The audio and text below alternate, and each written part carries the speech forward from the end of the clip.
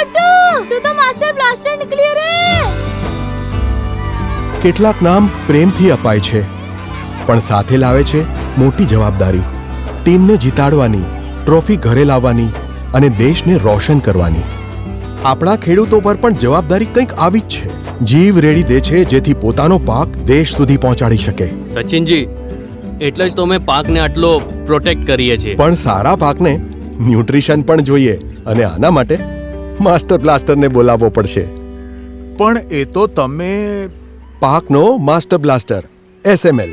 Master પાકને પોષણ આપે અને બ્લાસ્ટર પાકને પ્રોટેક્ટ કરે, જેથી પાક બને 10 on 10. અરે આવજો સચિન, ચાલ ચાલ ચાલ.